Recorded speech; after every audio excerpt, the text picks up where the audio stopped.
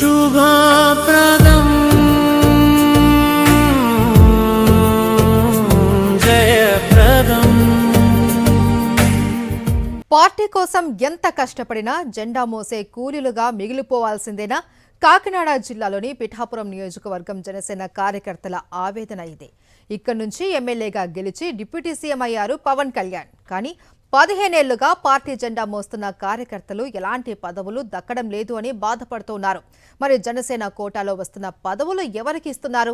పిఠాపురం జనసేనలో అసలేం జరుగుతుంది? Watch the story. Pithapuram Janasena కార్యకర్తలు గత ఎన్నికల్లో పవన్ కళ్యాణ్ విజయం కోసం రేయింబవళ్లు శ్రమించారు.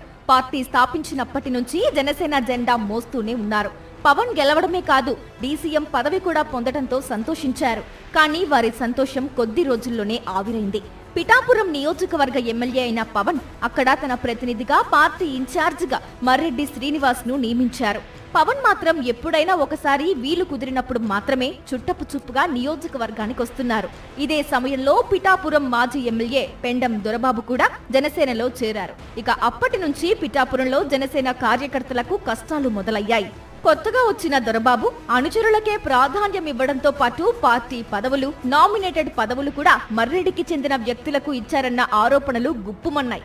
ఇటీవల తాడేపల్లిలో జరిగిన జనసేన సమావేశంలో మర్రెడ్డికి గట్టిగా క్లాస్ పీకిన పవన్ కళ్యాణ్ కొత్తగా పిఠాపురం నియోజకవర్గానికి 5 మెన్ కమిటీని నియమించారు. గ్రామ స్థాయిలో నిజమైన కార్యకర్తలను గుర్తించి కమిటీలు ఏర్పాటు చేయాలని 5 మెన్ కమిటీకి ఆదేశాలిచ్చారు.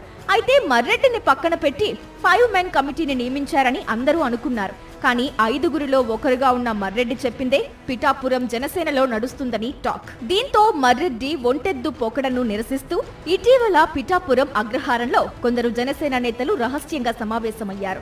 పాత కమిటీల రద్దుతో నామినేటెడ్ పదవుల జాబితాను కూడా మార్చాలని నిర్ణయించుకున్నారు. ఇందుకోసం మర్రెడ్డిపై ఒత్తిడి తీసుకురావాలని నిర్ణయించుకున్నారు. తమ బాధలు పవన్ దృష్టికి వెళ్లడం లేదని, మర్రెడ్డిపై ఒత్తిడి తెస్తే అయినా అసలు విషయం పవన్ కు తెలుస్తుందని జనసేన శ్రేణులంతా ఏకాభిప్రాయానికి వచ్చారట. స్థానిక సంస్థల ఎన్నికలు రానున్న నేపథ్యంలో పిఠాపురం జనసేన ఇన్ఛార్జ్ పదవి నుండి మర్రెడ్డిని తప్పిస్తారన్న ప్రచారం జరుగుతోంది. మాజీ ఎమ్మెల్యే పెండెం దొరబాబుకు పిఠాపురం ఇన్ఛార్జ్ పదవి ఇచ్చే అవకాశం ఉందనే చర్చ నడుస్తోంది. అయితే ఇందుకు దొరబాబు అంతగా ఆసక్తి చూపడం లేదని సమాచారం. పిఠాపురం ఇన్ఛార్జిగా బాధ్యతలు తీసుకుంటే ఎప్పటికీ పిఠాపురం ఇన్ఛార్జిగానే మిగిలిపోవాల్సిందే తప్ప ఎమ్మెల్యేగా పోటీ చేసే అవకాశం ఉండదని దొరబాబు భావిస్తున్నారని అంటున్నారు. వచ్చే ఎన్నికల్లో కాకినాడ రూరల్ నుండి పోటీ చేయాలనే ఆలోచన దొరబాబుకు ఉందట.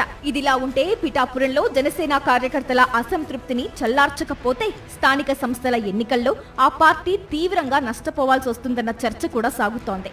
మొదటి నుండి పార్టీ కోసం కష్టపడిన వారిని పక్కన పెట్టి నిన్నగాక మొన్న పార్టీలో చేరిన వారిని అందలమెక్కిస్తే తగిన సమయంలో పార్టీకి గట్టిగా బదులిస్తామని జనసేన క్యాడర్లో కొందరు నిర్ణయించుకున్నట్లు సమాచారం.